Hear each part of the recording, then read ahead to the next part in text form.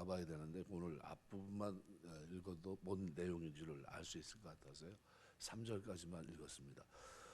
미리암과 아론이 백성의 지도자인데 모세의 형제가 아닙니다. 누이와 형이죠. 논쟁의 초점은 모세 아내입니다. 근데 내용은 결국은 모세 지도력에 대한 시기입니다. 그래서 누이가 모세를 비방합니다. 근데 모세는 침묵합니다. 그렇지만 하나님이 비방하는 소리를 들었다 그랬어요. 우리가 살아가면서 하나님이 우리 소리를 듣는다 하는 것을 잊지 마세요. 민수기 14장에도 보면 백성들이 원망했는데 하나님이 들으십니다. 어떤 이게 좀 집에서 식탁에 우리 주님이 우리 밥 먹는데 옆에 가만히 듣고 계신 것 같은 그런 성화 같은 걸 한번 본 적이 있는데요. 좀 유심히 보셔야 됩니다. 주님이 듣고 계시다. 어느 뭐 어떤 사람인지 다 똑같습니다. 뭐 별반 다르지 않아요. 그러니까 하나님이 우리의 기도뿐만 아니라 삶을 내가 평상시 하는 말들을 늘 어떻게 해요? 듣고 계십니다. 그렇다고 한다면 우리 입에서 제일 잘 나가야 될 말이 뭐냐면 감사하다는 말이 제일 많이 나가야 됩니다. 그건 뭐 이루 표현할 수 없고요. 늘 그 말이 중심이 돼야 됩니다. 내 마음속에 참 감사하다 하는 생각을 늘 가지고 사셔야 됩니다.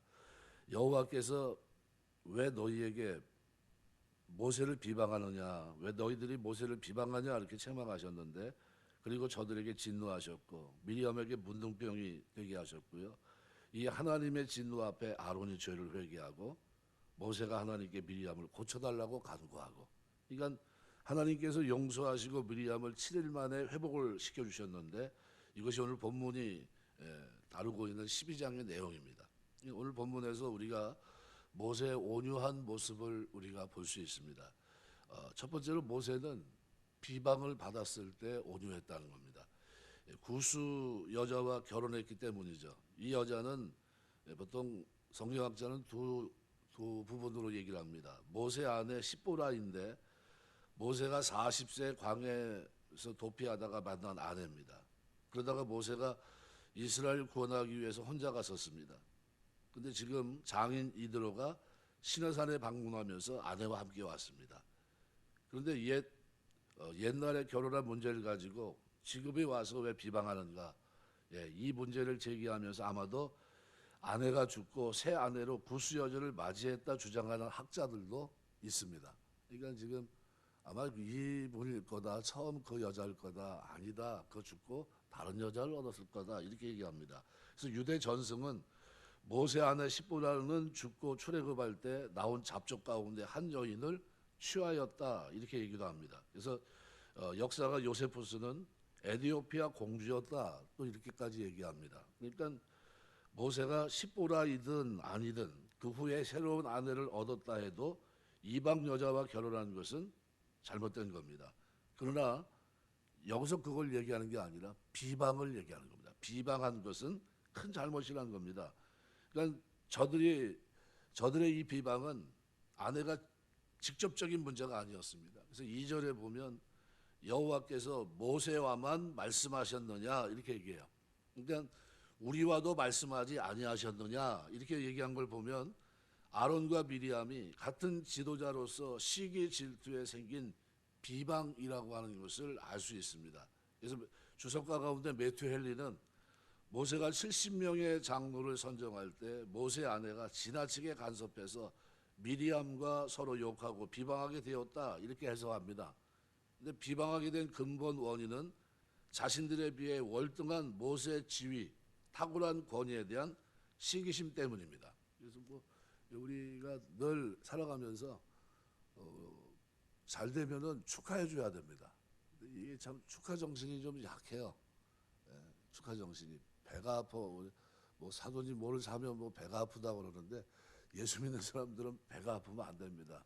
축하해 주고 해야 되는데 잘 안 돼요. 거듭나고 하나님 백성이 되고 그러면 축하해 줘야 됩니다.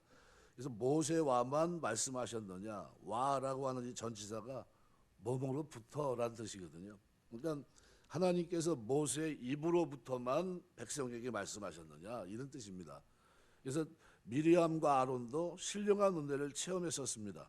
미리암은 여선지자 자격으로 하나님의 말씀을 대변했고요. 출애굽기 15장 20절 21절 또 아론도 우림과 둠밈에 부착된 판결 흉배를 입은 대제사장으로서 하나님의 뜻을 판결하기도 했었습니다. 그러니까 모세와 더불어 하나님의 음성을 듣고 거룩한 사역에 동참하기도 했습니다. 출애굽기 28장 15절 30절. 그러니까 이 모세만이 가지고 있는 특수한 권위와 은사가 있는데, 그런데 여기에 대해서 시기심을 좀 가졌던 겁니다. 출애굽기 4장 16절에 보면 아론이 너를 대신하여 백성에게 말할 것이고 그는 내 입을 대신할 것이고 너는 그에게 하나님같이 되리라, 이렇게 하나님께서 말씀하십니다. 출애굽기 32장 21절에 보면 모세가 금송아지 사건에 대해서 분노합니다. 그래서 아론이 형이지만 이렇게 말합니다. 이 백성이 내게 어떻게 하였기에 내가 그들을 중죄에 빠지게 하였느냐. 아론이 가로되 내 주여 노하지 마소서. 모세를 형이지만 뭐라고 부릅니까? 주라고 부릅니다. 그러니까 하나님이 모세에게만 주신 권위에 도전하는 것은 권위를 덧입히신 하나님께 대한 도전입니다. 그래서 7절 8절 오늘 읽지는 않았지만요, 7절 8절에 보면 내 종 모세와는 그렇지 아니하니 그는 내 온 집에 충성함이라. 그와는 내가 대면하여 명백히 말하고 은밀한 말로 하지 아니하며 그는 또 여호와의 형상을 보거늘 너희가 어찌하여 내 종 모세 비방하기를 두려워하지 아니하느냐, 이렇게 얘기합니다. 그러니까 우리 살아가면서 시기심, 비방 이런 것들은 이게 성령의 열매가 아닙니다. 이거는 하나님 앞에서 육체의 일에 속한 겁니다. 육체의 일. 육체의 일은 현저하니 음행과 하면서 쭉 나오고 갈라디아서 5장 16절 이하에 보면요, 이런 사람들은 하나님의 나라를 유업으로 받을 수 없다, 이렇게 얘기해요. 그러니까 우리가 살아가면서 전에 예수 믿기 전에는 시기도 하고 뭐 이렇게 했지만요, 이제 우리가 교회 울타리 속에 들어와서 신앙생활할 때는 시기심보다 뭘 봐야 되냐면요, 충성하시는 걸 보면서 자꾸 인정해 주셔야 됩니다. 그래서 우리가 다른 가정을 보면서 절대로 비방하지 않게 되시길 주의 이름으로 축원합니다. 눈에 보이거든요. 자꾸 귀에 들리고 그래도 아유 그 가정 뭐 자녀가 뭐 어떻고 이런 얘기 하는 거 아닙니다. 우리 옛날 어른들 그러잖아요. 자식 키우는 사람은 남의 자식 욕하는 거 아니라고. 왜? 그게 합당치 않으면 나에게 돌아올 수 있거든요. 그러니까 가정 문제 잘 마음대로 됩니까? 잘 안 되는 게 몇 개 있다 그러잖아요. 골프 치는 사람들은 그거 마음대로 안 되고 자녀 마음대로 안 되고 그렇지 않습니까? 그러니까 남보다 문제가 없으면 그것이 하나님의 은혜이고 감사할 뿐이죠. 절대로 남을 비방하지 말아야 됩니다. 자식 키우기 어려운 시대에 살고 있습니다. 남의 자식 이렇다 저렇다 이야기하지 말아야 돼요. 그래서 하나님이 다 듣고 계십니다. 자식이 훌륭하게 성장했으면 하나님 은혜예요. 하나님 은혜 감사하다 이렇게 얘기하죠. 또 시기하지 말아야 됩니다. 은사는 여러 가지나 직임에는 순서가 있습니다. 모세가 비록 동생이지만 하나님이 지도자로 세운 그것을 인정하고 순종해야 됩니다. 그러니까 우리 이제 교회면 목사도 있고 장로님들도 계시고 뭐 그러다 보면 어느 교회 임직식 할 때 이렇게 가보니까요, 국절이에요, 국절. 그러니까 무슨 얘기냐면 초등학교 나온 게 전부입니다. 그런데 그분이 장로님이 되셨어요. 어떻게 해야 됩니까? 예, 잘 질서 있게 따라야 되는 겁니다. 이게 왜 배운 것이 많고 여러 면에 있어서 진짜 특출한 사람들이 있거든요. 근데 그런 분들은 교회 장로님을 세우신 그분을 국절인데 뭐 이러면서 무시할 수 있다는 거죠. 그러면 안 되는 겁니다. 왜요?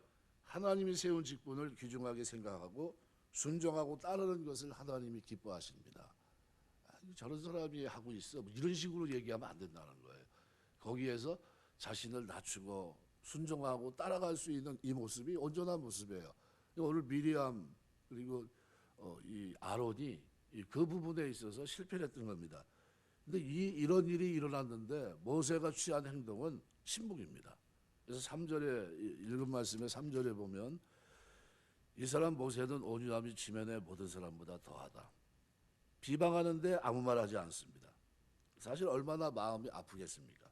백성들이 장막문에서 고기 달라고 통곡을 하고 겨우 그 문제 해결했습니다. 그런데 이제 조금 쉬어야 할 때가 됐는데 이제는 뭐예요? 집에 누구보다도 자기를 이해해 줘야 될 사람들이라고 생각했던 누이와 형이 자기를 힘들게 해요. 심정이 어떻겠습니까? 모세가 기질적으로 어떤 사람입니까?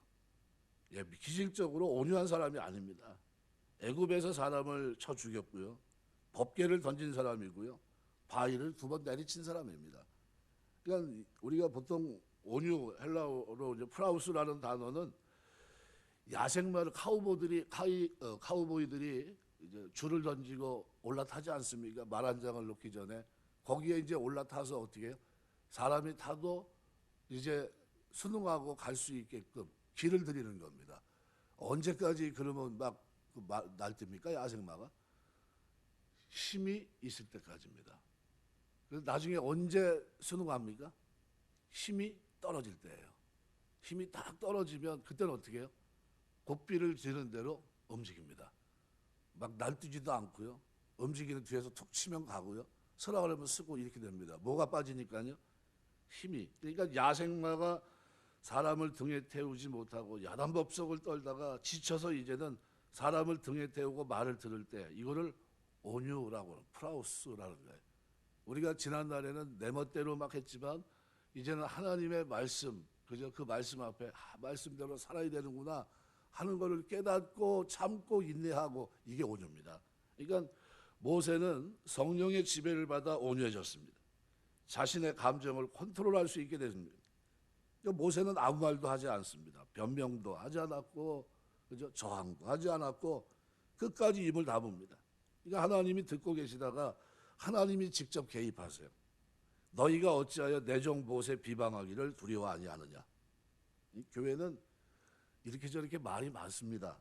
시기하는 것도 많고요. 행사 끝나면 은혜 받고 다 똑같이 있으면 좋은데 꼭 불평하는 사람이 있습니다. 이건 불평에 침묵해야 돼요. 변명하지도 말고 비방하는 것 이것은 무조건 잘못입니다. 고쳐주려고도 하지 말아야 됩니다. 왜요? 다른 사람 말을 안 듣는 세상이에요. 자식에게도 못 고치잖아요. 자식이 부모 말 듣습니까 요즘? 그런데 교회에서 막 그냥 자식도 말 안 듣는데 이미 다 인격이 형성돼 가지고 자기 생각대로 소견에 오른 대로 움직이는데 거기다 대고 왜 내 생각을 거기다 맞추려고 그럽니까? 힘들어요. 그렇게 하지 마셔야 돼요. 계시록 22장 11절에 보면 불의를 하는 자는 그대로 불의를 하고 더러운 자는 그대로 더럽고 의로운 자는 그대로 의를 행하고 거룩한 자는 그대로 거룩하게 하라. 우리가 살면서 애매하게 어려움을 겪을 때가 있습니다. 비방하는 소리를 듣게 될 때도 있고 우리 속에 성령께서 내주하고 계시다는 사실을 잊지 마십시오. 감정을 억제하고 성령의 지배를 받으면 무슨 열매를 맺습니까? 온유의 열매를 맺는 겁니다. 온유는 그때 맺히는 열매예요. 그러니까 우리가 하나님 성령님에 사는 동안 온유한 열매 맺게 되시길 주의 이름으로 축원합니다. 베드로전서 2장 말씀해 보면 21절에서부터 이를 위해 너희가 부르심을 받았으니 그리스도도 너희를 위해 고난을 받으사 너희에게 본을 끼쳐 그 자취를 따라오게 하려 하셨느니라. 그는 죄를 범하지 아니하시고 그 입에 거짓도 없으시며 욕을 당하시되 맞대어 욕하지 아니하시고 고난을 당하시되 위협하지 아니하시고 오직 공의로 심판하시는 이에게 부탁하시며. 무슨 모습입니까 이게? 나는 마음이 온유하고 겸손하니 온유한 예수님의 모습이에요. 이 모습이. 그러니까 이 모습을 얘기하고 있거든요. 그러니까 베드로는 애매히 고난받는 성도들에게 뭘 부탁하고 있는 겁니까? 온유할 것을 부탁하고 있는 거예요. 그 우리가 살아가면서 억울한 말을 들었을 때 여러분 온유하게 되시길 주의 이름으로 축원합니다. 야고보서 1장 19절 내 사랑하는 형제들아 너희가 알거니와 사람마다 듣기는 속히하고 말하기는 더디하며 성내기도 더디하라. 어떤 삶을 얘기하는 겁니까? 온유한 삶이에요. 온유한 삶. 그러니까 비방에 대해 침묵을 지키는 것이 얼마나 힘이 들고 어려운가는 경험해 본 사람만 압니다. 그런데 그거를 참아요. 침묵은 어렵고 힘이 들지만 지나고 나면 신앙이 한 단계 올랐습니다. 마치 조개 속에 모래알이 들어가서 그것이 진주가 되는 것처럼 감싸고 그 아픔을 참고 견디다 보면 뭐가 됩니까? 그게 진주가 되잖아요. 그러니까 이 아파하는 동안 찬란한 진주로 변하는 것처럼 온유는 바로 그런 겁니다. 하나님이 하시는 일을 아는 사람은 침묵할 줄 알아야 돼요. 하나님을 신뢰하는 자는 침묵해야 됩니다. 세 번째로 오늘 본문에서 모세의 중보기도를 볼 수 있습니다. 비방하는 일에 미리암이 주동자라면 아론은 협력자예요. 하나님은 진노하셨고요. 미리암을 문둥병으로 때리십니다. 문둥병은 병 중에서 가장 큰 벌입니다. 너희가 왜 비방하느냐? 모세는 나의 온 집에 충성하였다. 하나님 말씀합니다. 모세가 그러면 실수가 없습니까? 허물도 없습니까? 있잖아요. 근데 하나님은 모세의 실수 허물을 보지 아니하시고 모세의 충성을 더 귀하게 보십니다. 그러니까 하나님께서도 허물을 보지 않으시고 충성을 보셨다고 한다면 그러면 하물며 우리는 어때야 됩니까? 우리는 말할 것도 없는 거예요. 하나님이 잣대를 그렇게 내고 계시다면 충성을 보면서 그 허물과 모든 것들을 죄를 덮어주셨다고 한다면 우리도 충성하는 거 보면 저분 저 충성하는 모습이 있구나. 그러면 덮어줘야 돼요. 끄집어내지 말아야 된다는 겁니다. 사람들은 근데 이상하죠. 허물과 실수만 봅니다. 충성을 인정하지 않아요. 허물만 보고 비방하고 욕합니다. 그러나 우리는 좋은 생각만 해야 됩니다. 충성만 보고 칭찬해 줄 수 있는 믿음의 사람 되시길 주의 이름으로 축원합니다. 이 사람이 온유한 사람이에요. 이 사람이. 그러니까 미리암과 아론은 모세의 충성은 안 보고 허물만 보고 비방했습니다. 하나님이 진노하셔서 미리암을 문둥병으로 쳤습니다. 여러분 우리가 주의 종들을 비방해서는 안 돼요. 앞에서 일하는 사람들을 비방하면 안 됩니다. 돌아가요 여러분한테. 실수 허물이 없다는 얘기가 아니에요. 있습니다. 비방받아야 될 문제도 있을 거예요. 비방하지 말아야 됩니다. 왜 그래야 됩니까? 하나님께서 그 종을 친히 다스리시기 때문이에요. 그러니까 우리 살아가면서 좋은 점, 장점 보시길 주의 이름으로 축원합니다. 그래서 오늘 12장 10절 말씀에 보면요. 이렇게 표현합니다. 여호와께서 그들 향해 진노하시고 떠나심에 구름이 장막 위에서 떠나갔고. 이 뭘 얘기합니까? 하나님의 임재를 가시적으로 보여주는 게 구름인데 하나님이 떠나셨다는 겁니다. 하나님이 떠났다. 미리암이 문둥병이 걸린 것보다 구름이 떠난 것이 더 무서운 겁니다. 하나님은 시기하고 질투하고 싸우는 것을 싫어해요. 그러니까 교회가 분쟁하면 하나님이 떠나시는 겁니다. 철드는 사람은 어때요? 절대로 안 싸우려고 그럽니다. 하나님 영광 가리니까요. 그러니까 교인들끼리 만일 저희 교회는 아니니까요. 그러진 않지만 패거리를 지어서 이렇게 서로 비방하면 누가 떠나요? 하나님의 성령께서 떠나시는 겁니다. 예. 하나님이 떠나시면 멸망입니다. 구름이 장막을 떠났습니다. 이때 모세가 하나님께 부르짖고 기도합니다. 미리암의 병을 고쳐달라고 간구해요. 중보기도죠. 어찌 보면 아유 잘됐다 싶을 수 있습니다. 그죠? 그렇게 비방하더니 그렇게 됐구나 이럴 수 있는데 그러지 않고 간절히 기도합니다. 자신을 비방하는 자를 위해 기도했습니다. 우리가 비방하는 사람들을 위해 기도할 수 있는 여러분 되시길 주의 이름으로 축원합니다. 왜 그럴까요? 은혜에서 자라가지 않아서 그래요. 성장해야 되는데 아직 멀었구나라는 거예요. 예. 초등학교, 중학교, 고등학교, 청년, 성인 가만히 보세요. 성인 되셔서 아이들 하는 거 보면 어때요? 아직 멀었구나. 더 커야 되는구나 이렇게 생각해요. 신앙이 성숙하면요. 그래서 그런 겁니다. 모세의 기도에 하나님께서 응답해 주십니다. 미리암으로 하여금 7일간 진 밖에 갇혀 있게 하셨어요. 백성들이 다 봤을 겁니다. 다시 진으로 돌아오기까지 7일간 기다리고 진행하지 못했습니다. 히브리인들은 중한 범죄자는 사형에 처하거나 진에서 축출합니다. 그 외에 중한 벌은 아비나 형제가 범죄자의 얼굴에 침을 뱉습니다. 심한 모욕의 형벌이죠. 미리암은 한번 비방했다가 심한 모욕을 당한 거예요. 말씀 맺겠습니다.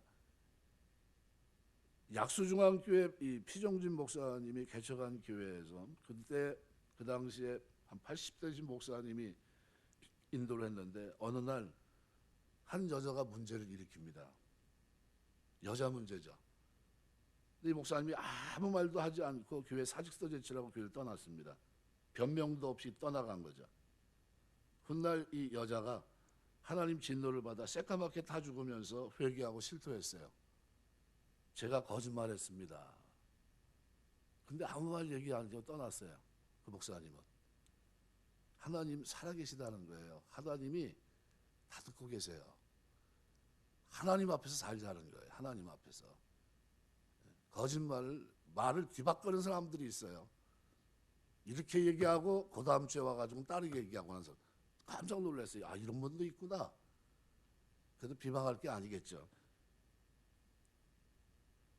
하나님의 섭리를 기다리면서 모세처럼 온유한 사람이 돼야 됩니다. 살아가면서 기도할 제목이 있다면 하나님 저에게도 주님처럼 온유한 자로 겸손한 자로 이 땅을 살아갈 수 있도록 도와주옵소서. 온유는 침묵하는 겁니다. 감싸 안는 거고요. 그냥 같이 싸우는 게 아닙니다. 온유한 사람은 뭘 생각합니까? 하나님 영광을 생각해요. 내가 이렇게 하면 하나님의 교회가 어려워지고 하나님의 성령이 떠나고 이건 교회 꼴이 아니지. 누가 참습니까? 철든 사람이 참는 겁니다. 철든 사람이. 어른이 참는 거예요. 어른이. 왜요? 폐해가 더 크니까. 그렇게 하면 안 되겠으니까. 이게 온유입니다.